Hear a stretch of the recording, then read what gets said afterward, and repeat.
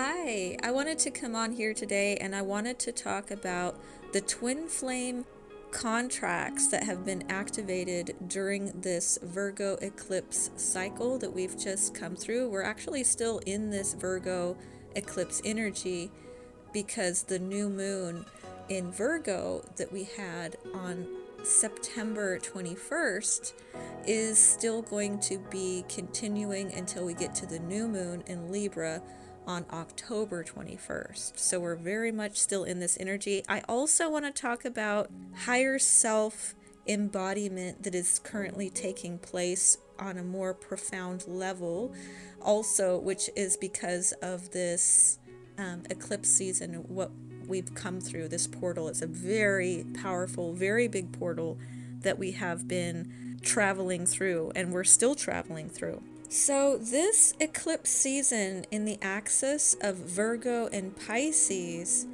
has been very powerful, as you all know. It was actually more powerful than I even anticipated, but it's definitely delivering what I expected to happen. But it's one thing to talk about it and it's another thing to experience it, of course. But basically, it's really has so much to do with not only the karmic releasing and the subconscious purification that's taking place, which is draining out the old contracts. It's draining out, it's releasing, it's annihilating those old karmic contracts, and has really activated the soul contracts, activated the twin flame contracts. But it's also about integration of the masculine and the feminine polarity. I often talk about how we have to become pillars of masculine and feminine polarity, each in our own autonomy and our own power and authenticity as well. So we have to come to a point eventually of being secure and solid and balanced within either the feminine polarity or the masculine polarity, and to stand firmly without wavering too much. As we go through this process, it takes time.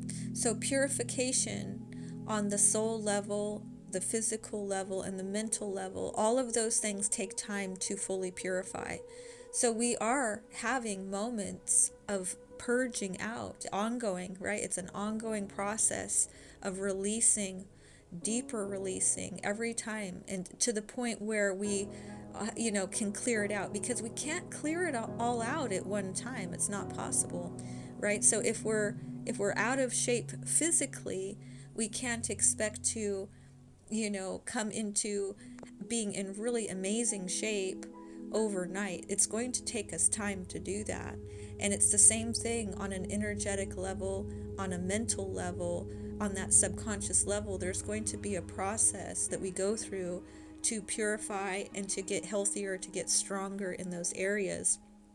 So while we're becoming a pillar of this energy, there's going to be the back and the forth energy happening from time to time, where we kind of fall back because we're not strong enough to hold that pillar yet, because we do have to continuously be purging out the old. That's the whole thing with the twin flame dynamic, and why it's different than a normal type of soul connection, a karmic connection, is that you can come together with a karmic and have a life with them and be unhealed. But you can't do that with a twin flame and sustain it. It's not sustainable for very long, in fact. We will repel each other until we heal, until we go through the purification process, because this connection requires that we have emptied out everything that is of the lower nature, of a lower vibration, to release it all out. And then once we are healed, secured, the more that we do that, the closer we will be able to get with our twin and sustain it more consistently, because that's what really is required in order for us to fully merge our energies back together, because this is a pure divine connection, and we can't really fuse ourselves back together with all of the gunk that is still residing on a soul level. So this season of the eclipse energies that we've had in Virgo, which is very much revolves around healing, and as does Pisces. So these two together, as I've already done videos on, I would suggest maybe even having a look at some of my earlier videos, because it explains all of this maybe more in detail. But this energy is designed to optimize and to refine and to alchemize the energies. It's also because we have the North Node and the South Node activated here, on the South Node in Virgo was also activated, which is the release point. It's the karmic release area. And so, these two do this really well. That's why it's perfectly set up by the divine for these energies to come in and these moments to happen, these portals to happen with the correct energies that's going to give us what we need. And so Virgo, this axis here, like I just said, is the optimizer, right? They optimize, they are a refining energy, and they're an alchemist. And so this is very important. It's also an earth energy. And so it's very much about the human body. It's the goddess. It's the harvester. And so what's happening, as I've mentioned as well, is that we have an integration. We are integrating these pillars of masculine and feminine polarity. As I've mentioned, we have Pisces, the most polarized in the feminine energy, that we had the full moon, the blood moon, a very powerful energy, right? This in its fullness. When the moon is full, it's in its fullness. And then we put Pisces there, and it was a blood moon, and it was eclipsed, right? So very potent energy. And then it's also in this Virgo axis, which helps us to digest it into the system and to pretty much just integrate it through our entire system through an embodiment, because it, again, like I said, it represents the human body too, the feminine, the goddess. It's a human, the Virgo archetype is the virgin and the goddess. So it's a human being which is representing that there, and it's the digestive system. Pisces, is mystical. It's the dreamer. It represents the subconscious. And, the subconscious is very powerful. The subconscious plays 90 to 95% of what we experience in our 3D reality, and yet it's hidden. And that's exactly the polarity of Pisces. Pisces is, it's magic. So, you don't have magic without Pisces, and it's not something that you see. It's an energy, just like the subconscious. The subconscious is far more hidden and below the surface than the conscious mind. Okay, but that's the part which is how we manifest. We manifest from the subconscious level. Pisces is a master manifester because of this dreamer nature, this subconscious element. It's mystical. It's magical. So that all came in, and it was potent, very powerful energy right there. And then we also just very recently had the Aries full moon come in, and it was a super moon. And this was, the very next full moon. Again, full moons are completion, and they are, it's the fullness, full embodiment of the moon is on the full moon. It's illuminating. It was a very beautiful, very powerful moon that we had there in the Aries energy. And Aries represents the emperor, the divine masculine in his fullness, right? It's the hero. It's the brave hero. I mean, Aries is bold, fearless, action energy is what it is.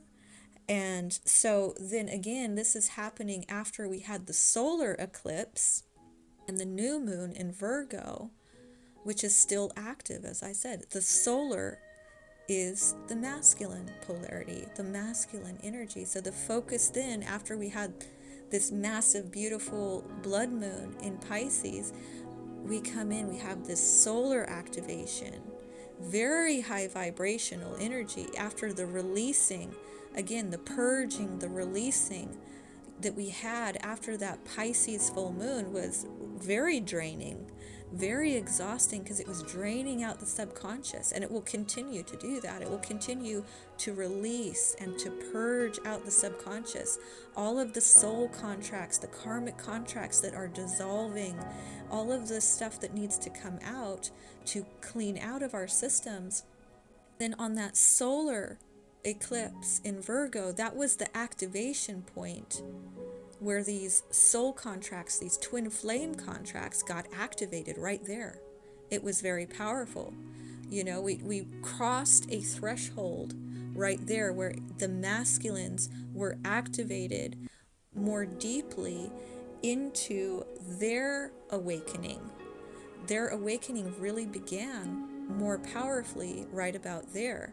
And then we also were beginning to receive these higher vibrations of Aries energy, that extreme polarity in this action-oriented, emperor, masculine, fearless energy. It was a threshold as well, a powerful crossroads, activating everyone at that point. And so it's also still under the Virgo energy as well. So this is the integration of the masculine polarity in its fullness that will continue to be embodied little by little, being digested through that Virgo digestive system to go throughout the entire body. That's the embodiment phase. None of this is going to happen on one particular day. It's going to be an ongoing process. That will continue to happen until we get to the Libra new moon on the 21st of October, and that's where we will also cross another threshold. New moons are new beginnings, and this is the point where we have the new beginning.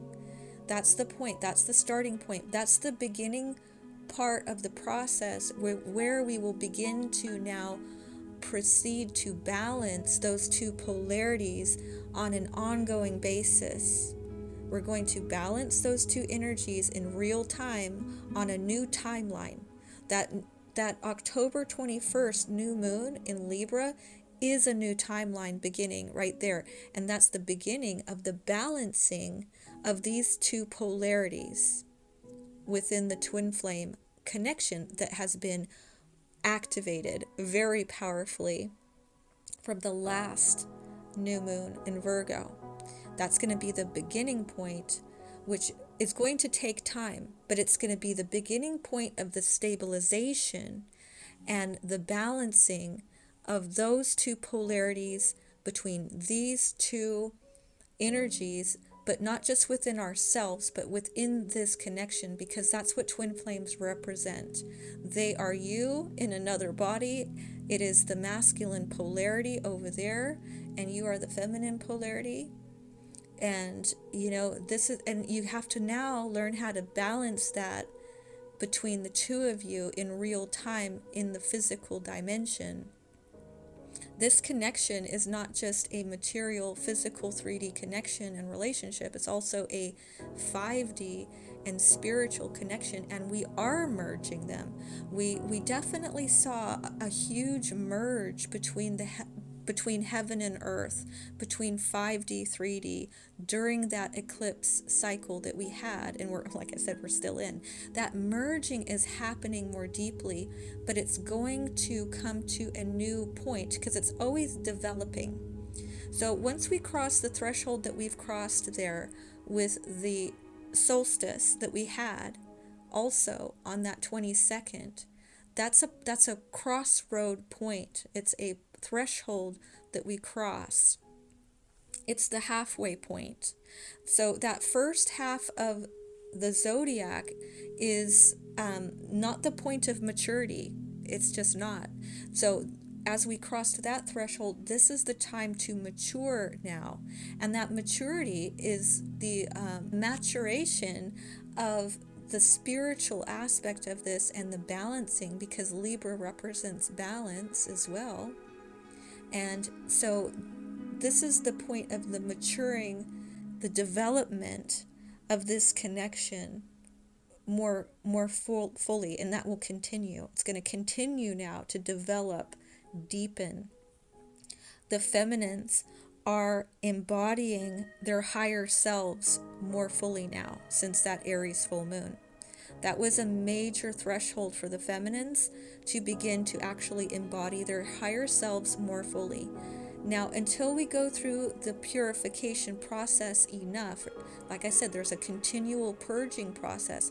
Once we've cleaned out our system enough, our higher self will slowly start to trickle in through the solar activity.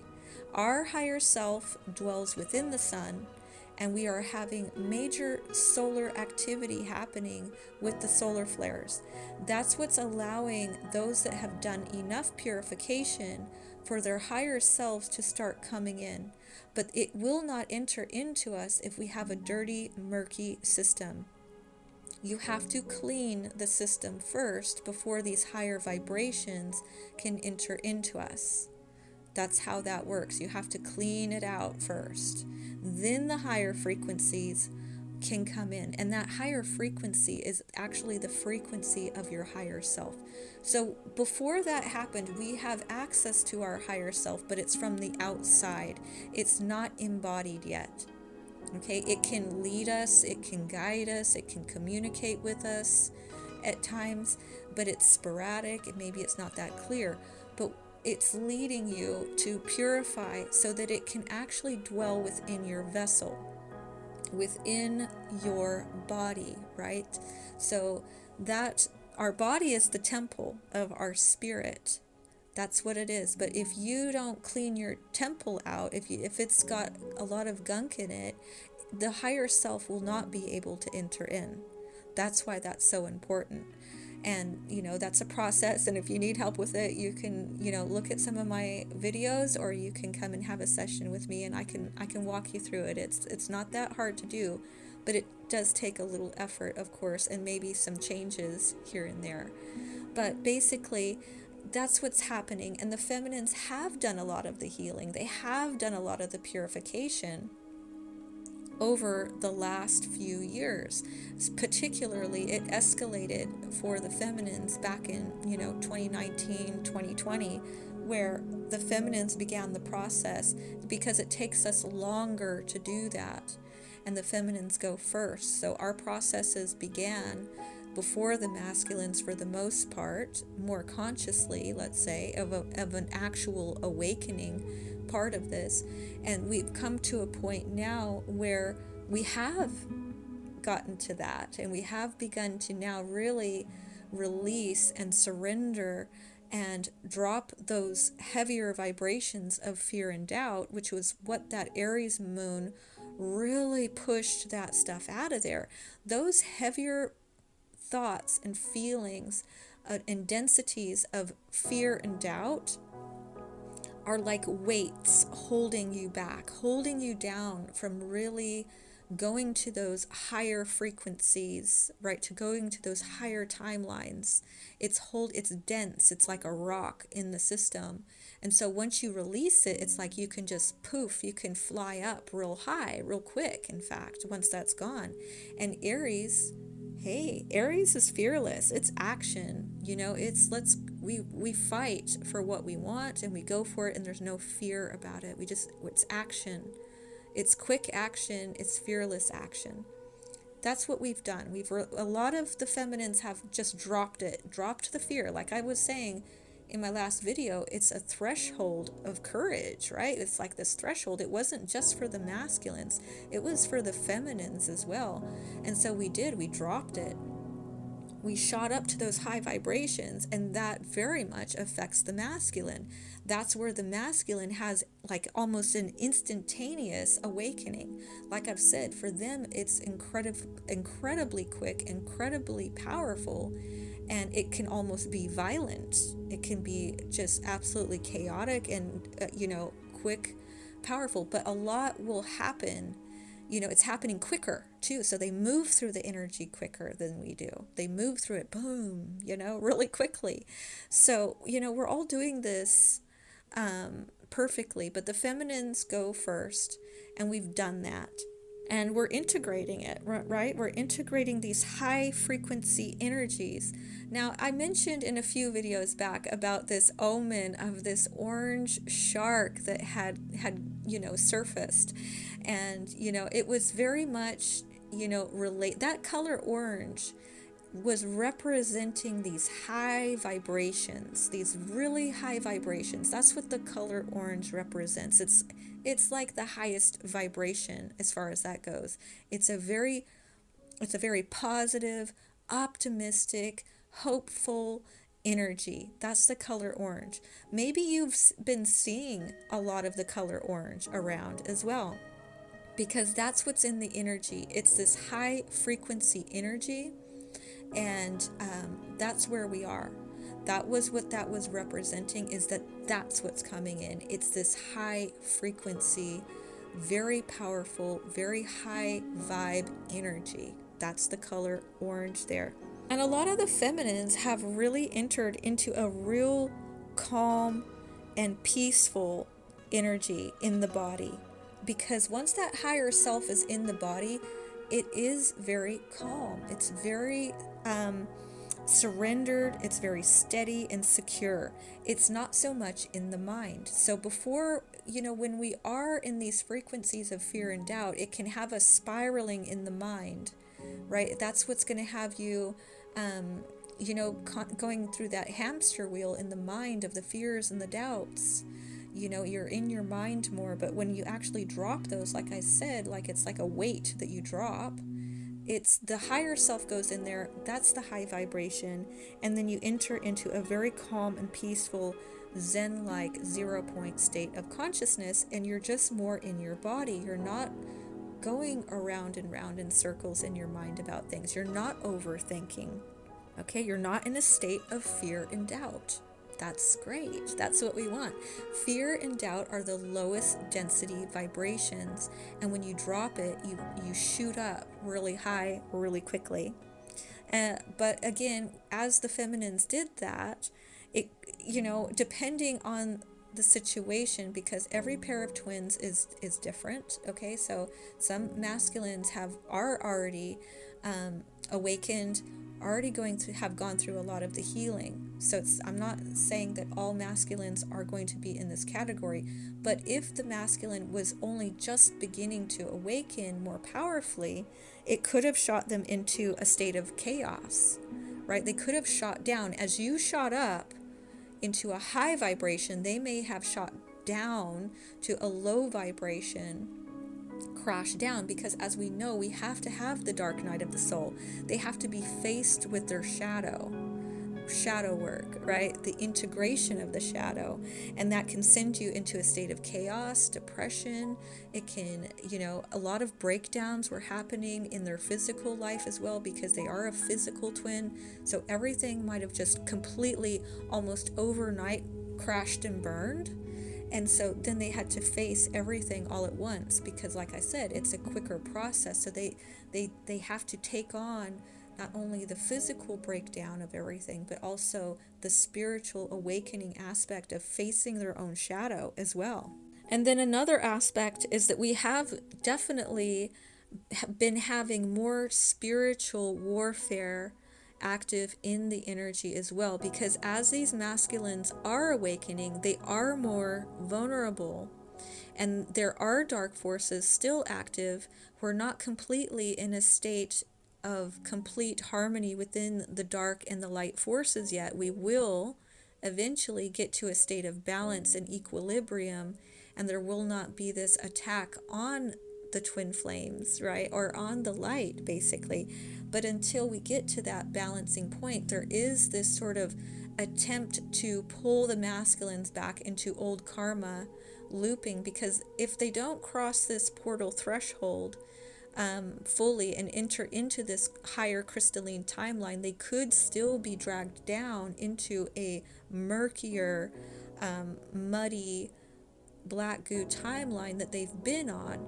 It is a crossing, and it takes a level of energy to get them there, and it will actually very much depend on the feminine too. Staying in that peaceful state, staying in that surrendered state really helps the masculine to cross over into the higher frequency timelines. But like I'm saying, there is this spiritual warfare. There are these darker forces that know that the masculines are in this weakened state, right? They're trying to cross over, but they're in a weakened state, some of them, because they do have to go through this process. And so that's definitely been active, because the birthing portal happened about the birthing portal happened around the 27th of September to the 1st of October. That was the birthing portal, or a rebirthing is probably more appropriate. It was a rebirthing of their awakening, deepening into, developing, and these contracts, right? It's like they are, it's coming online for them, basically. It's like it's there. But that was the part where the darker forces came in more powerfully right about there. So, that has been something that's ongoing for the collective to sort of work through. So I wouldn't be surprised if some of you experienced a bit of that as well, some spiritual attacks, either yourself or your twin, or the both of you. We're definitely still in a testing process for both twins. There's still going to be some karmic patterns reemerging and some purging before the stabilizing comes in. We're not in the clear yet, but the new moon in Libra is really that beginning point of crossing another threshold into, the part where we start to stabilize. So we're still, after a full moon, we're still releasing, we're still integrating, we're still, alchemizing this energy, and then we move forward to the next level of it every new moon, basically. But anyway, I think I'm going to go ahead and finish off here for today. I am sending you so much love. I thank you so much for listening, and I will talk to you later. Bye.